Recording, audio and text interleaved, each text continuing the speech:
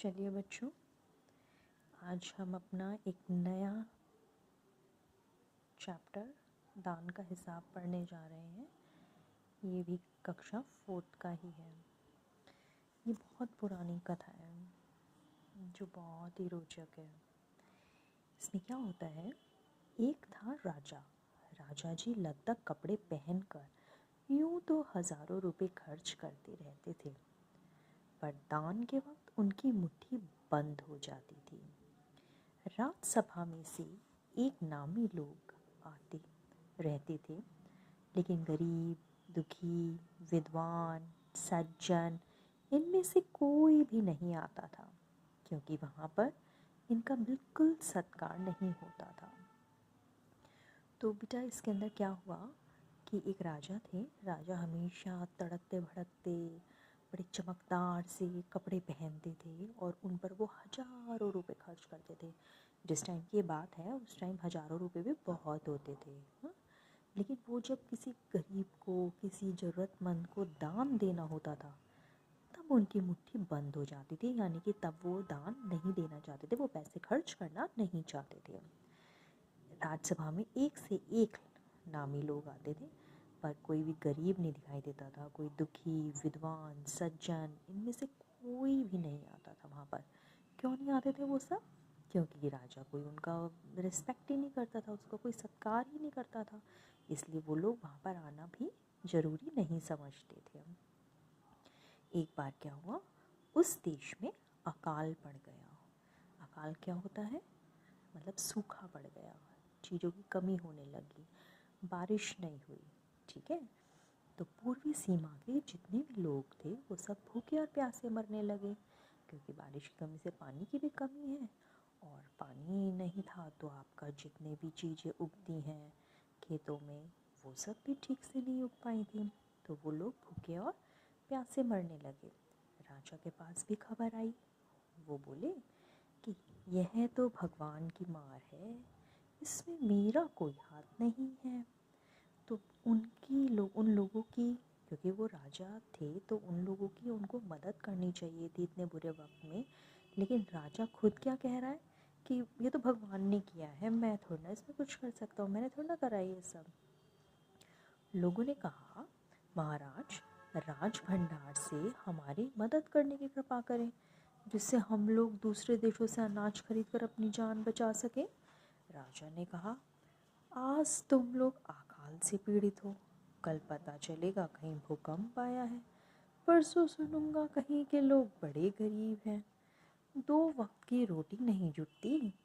इस तरह सभी की सहायता करते करते जब राज भंडार खत्म हो जाएगा तब खुद मैं ही दिवालिया हो जाऊंगा। यह सुनकर सभी निराश होकर लौट गए।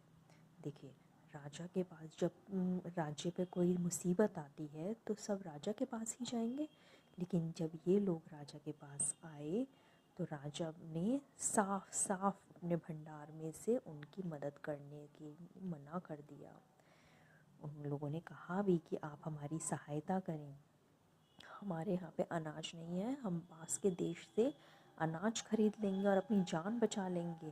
पर राजा ने कहा कि तुम लोग तो कभी अकाल से पीड़ित हो बताओगे, फिर कहोगे कि भूकंप आया हुआ है, फिर कहोगे कि हम तो गरीब हैं, हमसे खा रोटी नहीं जुटती, तो किसी न किसी रूप में तो मुझसे सहायता के लिए मांग करते ही रहोगे। और ऐसे मैं तुम्हारी सहायता करता रहा तो मेरे तो राजकोष में से पैसा ख़त्म हो जाएगा, और एक दिन ऐसा आएगा जब मेरे पास पैसे ही नहीं होंगे, मेरा दिवालिया निकल जाएगा।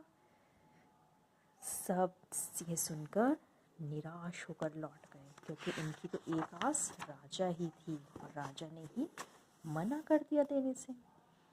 देखिए कैसे गरीब आदमी राजा के सामने झुका खड़ा है कि हाँ काश वो कोई मदद कर दे, लेकिन उन्होंने उसको साफ साफ मना करने से इनकार कर दिया। अब इधर अकाल का प्रकोप जो है फैलता ही जा रहा था, न जाने रोज कितने ही लोग भूख से मरने लगे। लोग फिर राजा के पास पहुँचे, उन्होंने राज्यसभा में गुहार लगाई, दुहाई महाराज आपसे ज़्यादा कुछ नहीं चाहते, सिर्फ 10,000 रुपये हमें दे दें तो हम आधा पेट खाकर भी जिंदा रह जाएंगे। देखिए कैसे लोग कहने लग रहे हैं, क्योंकि अकाल का प्रकोप फैलता जा रहा था, यानी कि अभी तक जो थोड़ा बहुत पानी या थोड़ा बहुत अनाज था वो भी ख़त्म हो रहा था, और ज़्यादा से ज़्यादा लोग जो हैं वो मर रहे थे भूख और प्यास के मारे।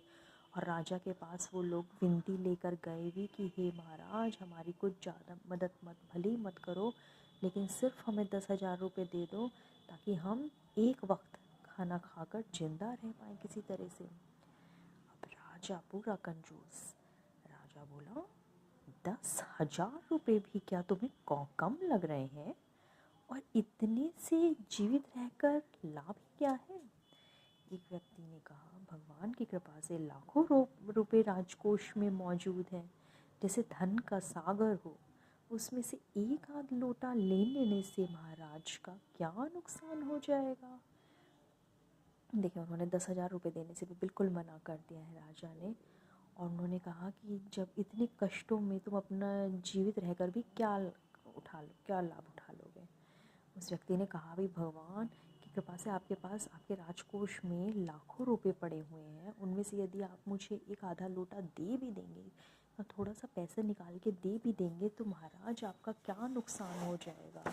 और वो उसको बार बार मनाने की कोशिश कर रहे हैं, और राजा है कि वो पैसे निकालने को तैयार नहीं है। राजा ने कहा, राजकोष में अधिक धन है तो क्या उसे दोनों हाथों से लुटा दूं? एक अन्य व्यक्ति ने कहा, महल में प्रतिदिन हजारों रुपए इन सुगंधित वस्त्रों, मनोरंजन और महल की सजावट में खर्च होते हैं। यदि इन रुपयों में से ही थोड़ा सा धन जरूरतमंदों को मिल जाए तो उन दुखियों की जान बच जाएगी। देखिए, वो बिल्कुल भी मानने को तैयार नहीं है, राजा बिल्कुल पैसे देने को तैयार नहीं है। और वो है कि उन्हें अपनी मजबूरी दिख रही है, और उन्हें पता है कि पैसा सिर्फ़ और सिर्फ राजा से मिल सकता है। वो बार बार उसे मनाने की कोशिश कर रहे हैं। वो एक व्यक्ति तो ये तक कह देता है कि राजा जी, महल में आप रोज़ आना यहाँ पर इतने हज़ारों रुपए खर्च करते हैं, जिसमें महंगे महंगे कपड़े आते हैं, आपका मनोरंजन होता है, महल की साज सजावट होती है, उन्हीं रुपयों में से थोड़ा सा ज़रूरतमंदों को दे दो पैसे, तो हम लोगों की जान बच जाएगी। अब ये सुनकर तो राजा को क्रोध आ गया। गुस्से में बोला, खुद भिखारी होकर मुझे उपदेश दे रहे हो? मेरा रुपया है, मैं चाहे उसे उबाल कर खाऊं चाहे तल कर, मेरी मर्जी। तुम अगर इसी तरह बकवास करोगे तो मुश्किल में पड़ जाओगे, इसलिए इसी वक्त तुम चुपचाप खिसक जाओ। भाई वाह, राजा को सुनते ही ये सब बातें गुस्सा आ गया, और गुस्से में उसने उस व्यक्ति को बहुत कुछ सुना दिया। उसने कहा कि तुम खुद तो जो है भिखारी हो, तुम्हारे पास पैसे नहीं, और तुम मुझे उपदेश दे रहे हो। मेरा रुपया है, मैं चाहे उसको कैसे भी उपयोग में लाऊं, उबालूं तलूं, मेरी मर्ज़ी, मैं चाहे कैसे भी करूं। और इस तरह से तुम यदि बोलोगे ना तो तुम मुश्किल में पड़ जाओगे। अब अच्छा तुम्हारे लिए यही है कि तुम यहाँ से चुपचाप खिसक जाओ। राजा का क्रोध देखकर वहाँ के लोग वहाँ से चले गए। राजा हंसते हुए बोला, छोटा मुंह बड़ी बात, अगर 100-200 रुपये होते तो एक बार को सोच भी सकता था। पहरेदारों की खुराक 2-4 दिन कम कर देता और यह रकम पूरी भी हो जाती, मगर 100-200 से तो इन लोगों का पेट नहीं भरेगा, एकदम 10,000 मांग बैठे। छोटे लोगों के कारण नाक में दम हो गया है। अब राजा उनके जाने के बाद खुद ही सोचने लगा कि छोटे मुंह बड़ी बात कर रहे हैं ये लोग। यदि मान लो 100-200 रुपये कहते तो मैं फिर भी किसी तरह से अरेंज कर देता, मैं पहरेदारों के खाने पीने के 2-4 दिन कम कर देता और रकम दे देता, पैसे दे देता। पर ये है कि 100-200 से इन सारों का पेट तो भरेगा नहीं, एकदम से 10,000 रुपये मांग रहे हैं मुझसे। अब ऐसे इन लोगों ने मुझे तो परेशान करके रख रखा है, नाक में दम परेशान करके रख रखा है। अब यह सुनकर वहाँ जितने भी उपस्थित लोग थे वहाँ कहकर रह गए, मगर मन ही मन उन्होंने भी सोचा, राजा ने यह ठीक नहीं किया। ज़रूरतमंदों की सहायता करना तो राजा का कर्तव्य है। यानी वहाँ सभी इस बात को जानते थे कि यदि राज्य पर संकट आया है, मुसीबत आई है, तो ये राजा का कर्तव्य है कि वो उसे ठीक किसी तरह से उस परिस्थिति से उन लोगों को निकाले। तो वो उनको नहीं पैसे दे रहा था, और वहाँ जितने भी लोग बैठे भी हुए थे उन्होंने राजा की हाँ में हाँ तो मिला दी, पर मन ही मन वो ये सोच रहे थे कि हाँ ये राजा गलत कर रहे हैं और इनको जो है जितने भी ज़रूरतमंद हैं उनकी मदद करनी चाहिए थी। अब 2 दिन बाद ना जाने कहाँ से एक बूढ़ा सन्यासी राजसभा में आया। देखिए, आपको दिख भी रहा होगा, चित्र में भी बूढ़ा सन्यासी दिखा रखा है। उसने राजा को आशीर्वाद देते हुए कहा, दाता कर्ण महाराज, बड़ी दूर से आपकी प्रसिद्धि सुनकर आया हूँ। सन्यासी की इच्छा भी पूरी कर दें। अपनी प्रशंसा सुनकर राजा बोला, जरा पता तो चले तुम्हें क्या चाहिए। यदि थोड़ा कम मांगोगे तो शायद मिल भी जाए। सन्यासी ने कहा, मैं तो सन्यासी हूँ, मैं अधिक धन का क्या करूँगा। मैं राजकोष से 20 दिन तक बहुत मामूली भिक्षा प्रतिदिन लेना चाहता हूँ। मेरा भिक्षा लेने का नियम इस प्रकार है, मैं पहले दिन जो लेता हूँ दूसरे दिन उसका दुगना, तीसरे दिन उसका फिर दुगना, फिर चौथे दिन तीसरे दिन का दुगना, इस तरह से प्रतिदिन दुगना लेता जाता हूँ। भिक्षा लेने का मेरा यही तरीका है। अब देखिए क्या हुआ। वहाँ पर एक सन्यासी राजसभा में आया, बूढ़ा दिख रहा होगा आपको चित्र में, बूढ़ा सन्यासी है। उसने राजा को आशीर्वाद दिया और कहने लगा कि आप तो बहुत दानवीर हो। देखो, दाता कर्ण, क्योंकि हमें पता है कि हमारे इतिहास में कर्ण जो हैं वो बहुत बड़े दानवीर थे, तो इसने उनको दाता कर्ण के से संबोधित करा है और कहा, दाता कर्ण, मैं बहुत दूर से आपके बारे में सुनकर यहाँ आया हूँ और मेरी जो इच्छा है वो आप पूरी कर दो। अब अपनी प्रशंसा सुनकर राजा बोला, पता तो चले तुम्हें चाहिए क्या। तुम यदि मुझसे थोड़ा सा मांगोगे तो मैं दे दूँगा। सन्यासी बोलने लगा, भाई मैं तो सन्यासी हूँ, मैं ज़्यादा धन का करूँगा भी क्या। मैं बस 20 दिन आपके राजकोष से प्रतिदिन भिक्षा लेने के लिए आऊँगा। मेरी भिक्षा लेने का समय का कुछ नियम होगा। क्या नियम होगा? मैं पहले दिन जो लूँगा उसके अगले दिन पहले दिन का दुगना, तीसरे दिन दूसरे दिन का दुगना, चौथे दिन तीसरे दिन का दुगना, और इसी तरह से प्रतिदिन दुगना लेता जाऊँगा। तो भिक्षा लेने का और मेरा यही तरीका है।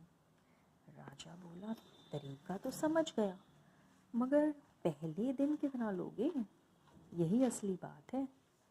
2-4 रुपयों से पेट भर जाए तो अच्छी बात है, मगर एकदम से 20-50 मांगने लगे तब तो 20 दिन में काफ़ी बड़ी रकम हो जाएगी। राजा डर गया थोड़ा सा कि ठीक है, ये जो कह रहे हैं, जिस नियम से कह रहे हैं, मैं उस नियम को समझ गया हूँ, मगर स्टार्टिंग कितने से करेंगे, शुरुआत में कितने लेंगे।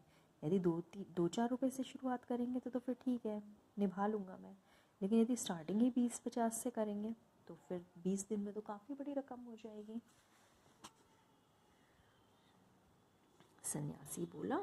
सन्यासी हंसने लगा। अब राजा को ऐसा बोलते हुए देखकर सन्यासी हंसने लगा। महाराज, मैं लोभी नहीं हूँ, मैं लालची नहीं हूँ। आज तो बस आप मुझे 1 रुपया दे दो, फिर 20 दिन तक दुगने करके देते रहने का हुक्म दे दीजिए। अब ये सुनकर राजा, मंत्री, दरबारी सभी की जान में जान आ गई, क्योंकि आज पहले दिन वो सिर्फ 1 रुपया मांग रहा था। राजा ने हुक्म दे दिया कि सन्यासी के कहे अनुसार 20 दिन तक राजकोष से उन्हें भिक्षा दे देनी चाहिए। सन्यासी राजा की जय जयकार करते हुए घर लौट आए। राजा के आदेश के अनुसार राज भंडारी प्रतिदिन हिसाब करके सन्यासी को भिक्षा देने लगा। मतलब जब वो मान गए तो रोज़ सन्यासी आता और राज भंडारी रोज़ाना सन्यासी को दुगने पैसे करके और भिक्षा में दे देता था। इस तरह 2 दिन बीते, 10 दिन बीते, 2 सप्ताह तक भिक्षा देने के बाद भंडारी ने हिसाब करके देखा तो दान में काफ़ी धन निकाला जा चुका था। यह देखकर उन्हें उलझन महसूस होने लगी।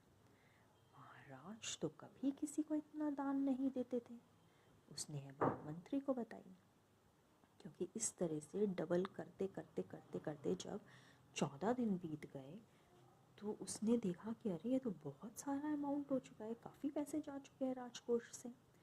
अब यह ऐसा तो राजा कभी नहीं दें किसी को भी, तो ये बात जो है मंत्री को बता देनी चाहिए। तो उन्होंने मंत्री से कहा। मंत्री कुछ सोचते हुए कहा मंत्री ने, हाँ भाई, ये तो पहली बात ध्यान में ही नहीं थी, मगर अब कोई उपाय भी नहीं है, क्योंकि महाराज तो हुक्म दे चुके हैं और उनका हुक्म जो है बदला नहीं जा सकता। इसके बाद फिर कुछ दिन बीते। भंडारी फिर हड़बड़ाता हुआ मंत्री के पास पूरा हिसाब लेकर आया। हिसाब देखकर मंत्री का चेहरा फीका पड़ गया, परेशान हो गया, पसीने आने लगे, उसने पसीने पोंछे, सिर खुजलाने लगा, दाढ़ी में हाथ फेरते हुए बोला, क्या कह रहे हो, ये अभी से इतना धन चला गया? तो फिर 20 दिनों के अंत तक कितने रुपए होंगे? भंडारी बोला, जी पूरा हिसाब तो नहीं किया है। मंत्री ने कहा, तो तुरंत बैठो और अभी पूरा हिसाब करो। दोनों परेशान हो रहे हैं, क्योंकि पैसा बहुत जाने वाला है उनका, और अब वो हिसाब करने के लिए उन्होंने राज भंडारी को बिठा दिया है। देखो राजा कैसा लेटा हुआ है बात सुनकर। भंडारी हिसाब करने बैठ गया। मंत्री महाशय अपने माथे पर बर्फ की पट्टी लगाकर तेजी से पंखा झलवाने लगे। कुछ ही देर में भंडारी ने पूरा हिसाब कर लिया। मंत्री ने पूछा उससे कि कितने पैसे हो गए मिलाकर, कुल कितना हो गया? भंडारी ने हाथ जोड़कर कहा, जी 10,48,575 रुपये। Oh my goodness. मंत्री को गुस्सा आ गया। बोला, मजाक कर रहे हो? यदि सन्यासी को इतने रुपए दे दिए तो राजकोष खाली हो जाएगा। भंडारी ने कहा, मजाक क्यों करूँगा, आप ही हिसाब लगा कर देख लो। यह कहकर उसने हिसाब का कागज मंत्री जी को दे दिया। अब हिसाब देखकर मंत्री जी को चक्कर आ गए, क्योंकि सभी उन्हें संभाल कर बड़ी मुश्किल से राजा के पास ले गए। राजा ने पूछा, क्या बात है? मंत्री बोले, महाराज, राजकोष खाली होने जा रहा है। राजा ने पूछा, वह कैसे? मंत्री बोले, महाराज, सन्यासी को आपने भिक्षा देने का हुक्म दिया है, मगर अब पता चला है कि उन्होंने इस तरह राजकोष से करीब 10 लाख रुपए झटकने का उपाय कर लिया है। देखिए अब यहाँ पर क्या हुआ कि जब भंडारी ने उनको पैसे बताए कि 10,48,500 रुपये हो रहे हैं, 75 रुपये हो रहे हैं, तो ये सुनकर तो मंत्री जो है उनको बहुत गुस्सा आया। मैंने कहा, तुम क्या बात बोल रहे हो, इतने पैसे कहाँ से, हम क्यों देंगे उसको? भंडारी बोलने लगा कि हम क्यों देंगे भिक्षा में इतने पैसे? तो भंडारी ने कहा, मजाक, राज भंडारी कहने लगा, मैं कोई मजाक नहीं कर रहा हूँ, आप चाहे तो हिसाब देख लो। अब ये कह के मंत्री ने हिसाब भी चेक करा। हिसाब का कागज मंत्री ने पढ़ा, पढ़ते ही उनको चक्कर आ गए। तो सभी उन्हें संभाल कर फिर बड़ी मुश्किलों से राजा के पास भी ले गए। राजा पूछने लगा, इस तरह से सब आ रहे थे तो कि क्या बात है, क्या हो गया? तो सब महाराज, ये मंत्री बोले कि राजकोष हमारा खाली होने जा रहा है। राजा बोले, क्यों, कैसे? मंत्री बोले, आपने ही सन्यासी को भिक्षा देने के लिए कहा था, लेकिन अब ये पता चल रहा है कि राजकोष से करीब 10 लाख रुपए झटक जाएंगे इस तरह से। तो देखिए कैसे,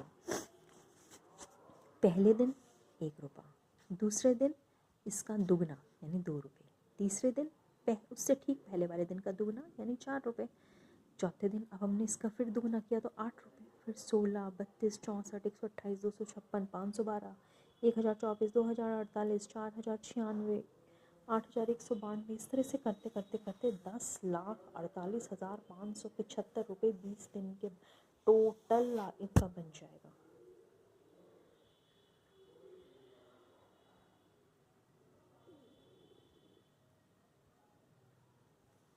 अपने पैसे चले जाएंगे। अब राजा ने गुस्से से कहा,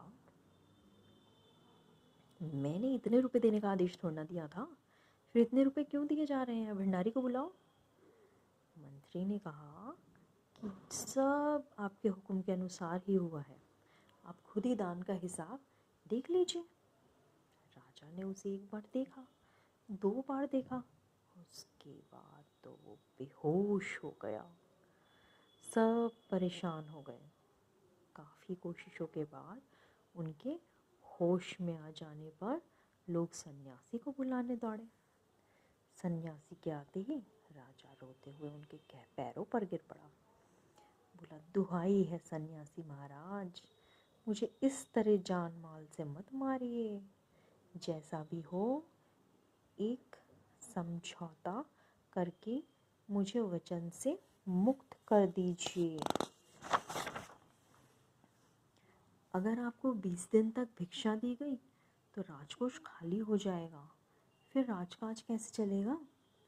सन्यासी ने गंभीर होकर कहा, इस राज्य में लोग अकाल से मर रहे हैं, मुझे उनके लिए केवल 50,000 रुपये चाहिए। वह रुपये मिलते ही मैं समझूंगा मुझे मेरी भिक्षा मिल गई, बस मुझे कुछ और नहीं चाहिए।